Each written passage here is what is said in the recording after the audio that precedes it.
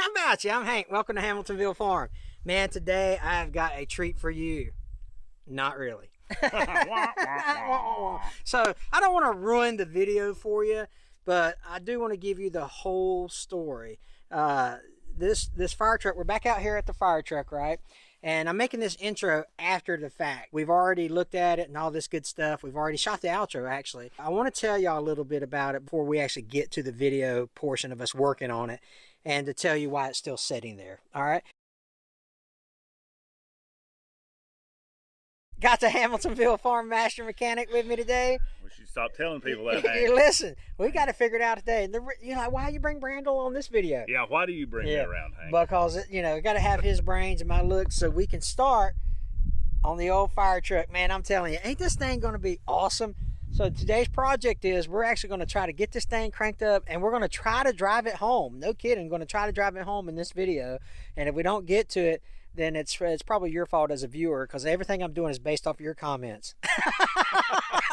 Totally joking, right? Hey, listen, we're going to go. The first thing we're going to do on this is we're going to lubricate that jack handle for the cab, because we know that we're going to need to raise the cab up to start doing some work. So let's go ahead. Let's get the old liquid wrench. We got, we're big fans of liquid wrench here on the channel. So we're going to take the liquid wrench lubricating, penetrating oil, hit this jack handle with it, and get started. The handle here for the jack is here. Actually, we brought a breaker bar as well, and there's a safety lever in there that you have to hit as well.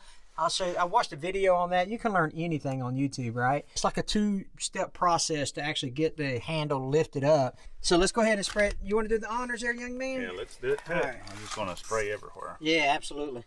So a couple things about the truck itself that we've determined. It's a 391, and it's got a Clark 285 transmission in it. Nice rat's nest. Brandon, you think? We love critters. Yeah. So when we tilt this thing forward, we're going to see if we get any rodents scattered out of the way. See the mass exodus. So we're going to let the lubricating oil do its thing, and then we'll actually try to raise this cab up and get started on it. So I left the breaker bar at the house. We're trying to figure out if we can squeeze this up in here to try to get some leverage on it. You can fix anything with leverage. We'll hammer it in a little bit. That should be good. All right, let's go get the hammer. Give it a little persuasion here. Oh yeah, there's good. Okay, something you want to do before you actually raise the cab is you want to open both doors. So we got that door open. I'll come around here, open this one. Why do we have to open both doors, Hank? You have to open both doors to help the center of gravity, I believe. Physics, I think. All right, so there's a process. There's a two-step process on here where you lift the handle up with one process. Maybe. Oh, that might be coming up. And then maybe we have to... So our second moment of today is this part was unnecessary because the handle is already up. So disregard that part. Yeah. So step one is already accomplished. Then step two is going to be raise the cab, or raise it and then catch that safety switch in there. No. So what we're going to try now is to shoot some penetrating oil down from the top to the safety latch and see if that will help loosen it up some. I think we've almost got this thing whipped. You think you can access it from up there? I think so. All right. Maybe a little more direct spray. Yeah. Let me see. Maybe not. Am I getting where you think? I can't tell. I can't tell either. Okay, I think we got it figured out here. Ready? Don't worry, Hank. I'm just holding it.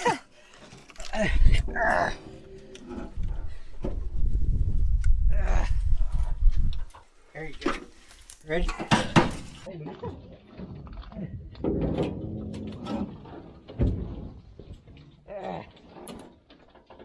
All right, she's good. Yeah, that fills me with a whole lot of confidence. Whew, Brandel, that was heavy. Okay, essentially what we had to do, you pull the bar up that you saw, and then this is the bottom one that operates this main latch over here, and then this is the top safety mechanism here. You got to spray it with a bunch of liquid wrench to get it freed up. to get it freed up, and then it goes and it rests on these really, really sturdy coil springs here. Reminds me of a mattress I had back in the 70s. All right, so now that we got the engine exposed, again, this is a 391 power plant. Let's start working on that and see if we can actually crank this thing up. To be honest with you, it don't look that bad. Yeah, we didn't see any mice or anything. Oh, I thought that was a snake, but that's a... What? I thought that was a snake when I just looked at it, but it's just cable covering. Yeah, so it really don't look that bad. So what we're going to do is we're just going to check it all and see, you know, we'll go through our normal... What is this right here? An air compressor of some sort? These coils. What's these coils wrapped around it? No idea. Yeah, I don't either. Looks like that'd be like a power steering pump with a power steering cooler. Maybe. We're going to get all this out. Look at where the radiator cap is. Oh, yeah. On this. So let's get all this disassembled so we can look down in it and then go from there, see if we can get some fuel to it, see if we can fire this baby up. Obviously we'll have to change some batteries on it as well. There's a nice welcome home present for you. Yeah. All right, Brandel, did we bring tools with us? Yeah, so we made sure to get all the wrenches. Right?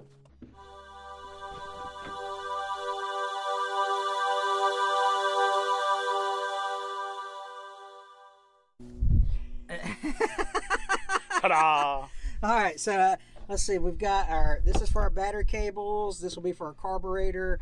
This will be for the air filter. Okay, yeah, I think we've got everything. Yeah, I think we've got all the special tools that we need for the job. Yeah, good thing we brought an assortment. That was pretty important for this job. I think so. All right, let's get started. We'll go ahead and get the man. No, well, here's I think, Brandel, this is the easiest access to a engine that we've done. Yeah, I think so. We've each got a nice little seat to sit on here with the front tire. So yeah, it's nice. All right, It'll work real well. Let's get this bad boy off here. Oh, it ain't even got a... It doesn't even have a nut on it, does it? Sure not. What is this? Some kind of little set screw. Well, nothing really goes into it. So. Well, we go to start taking the air assembly off here, the air cleaner off, and we got to looking, and I was like, Brandel was like, well, you know, it's a little challenging to actually start something when you're... Somebody got a little hungry. Golly. And look at the coil wire here. Main wire. Man, shoot. Why didn't I... Well, I didn't raise the cab last time I was out here. Okay, let's get what we can get cleaned up. And then we'll go... Well, gosh, that just aggravates the hound out of me. Doggone it. Hank, even mice have to eat. I reckon. What about the other... well, we're going to get a whole new set. Yeah, they're definitely slowly working on it anyway. See, we've got all the little... That one's done. Yeah. All right. Okie dokie. Well, let's get what we can get, and then we'll go from there. It has rusted sludge. Okay, so what we're going to do is we're just going to try to clean up what we can clean up. Maybe even do a little work on the carburetor while we're out here. Then come back with some plug wires to see if we can get this thing. Man, good thing we're 87 miles off the main road on the dirt road. We're right? so far away from everything, dude. So here's what the inside of the carburetor looks like. So let's take a look at what that is, and then we'll actually try to work on this just a little bit while we're out here. What we're going to do is we're going to actually take the carburetor off. It's a simple process to actually remove the carburetor. So we'll go ahead and take it off, get it cleaned up, and then maybe run to town and see if we can't get some spark plug wires and make it back. So here's what we're dealing with here. We're at this person's property, and it's also a place where people hunt. We're in deer season, and so we're trying to be considerate by coming midday in between sessions. You know, a lot of people hunt in the morning, a lot of people hunt in the afternoon, and so we want to try to hit them at lunchtime when they're gone. So we're going to try to get this done. We'll try to run into town. It takes forever to get to town from where we are, but maybe we can come back and get the plug wires put on. We'll see what else we're going to need and then get back to it. Yeah, I'm going to edit this part out of me using a ratchet and socket.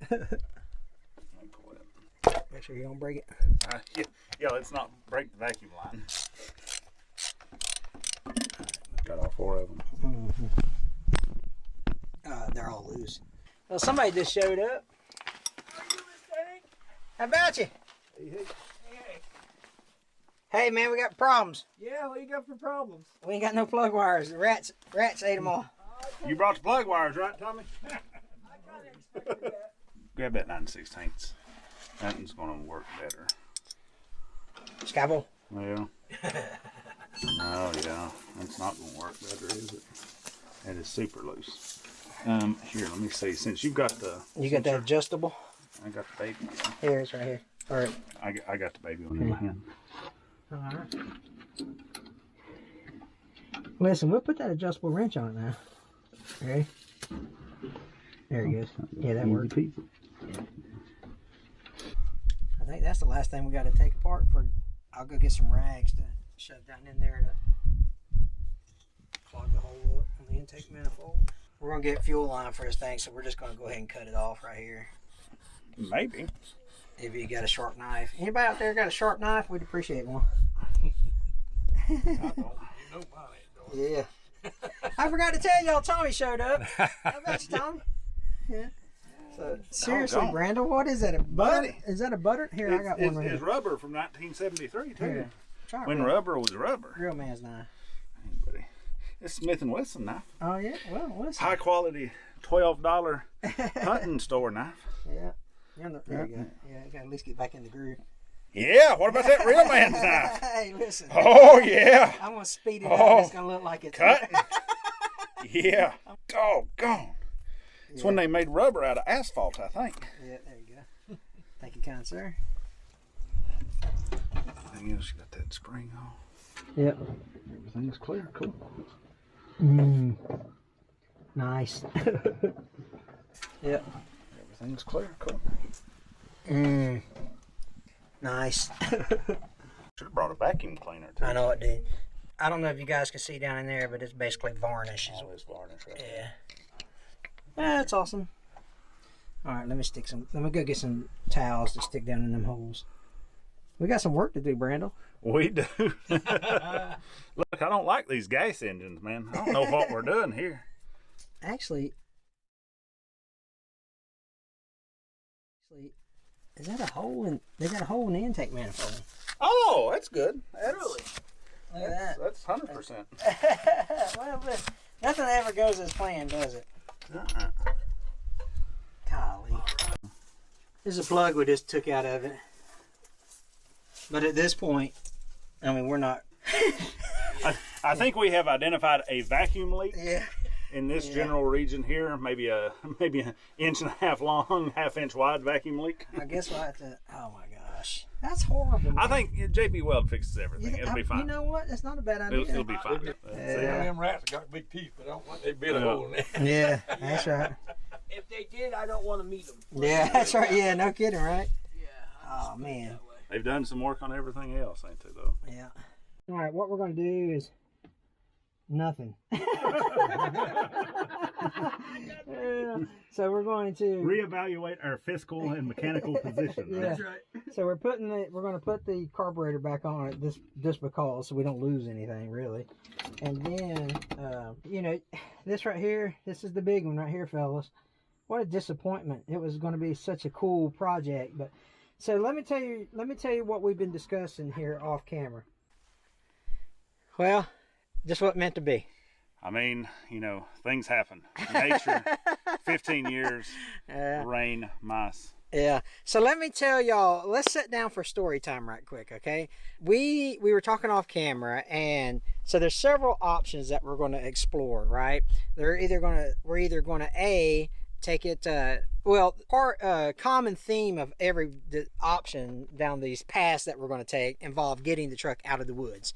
So first of all, we got to get it to Tommy's house, right? And so that will be, you know, when you saw the guy with the low boy take the motor grader home, we'll ask that friend for another favor and have him come get the fire truck because it's a little too heavy for my truck and trailer. So we'll get it back to Tommy's house. Now here's our options. You want to tell them option one? Option one is my personal favorite. We're going to JB Weld that bad boy.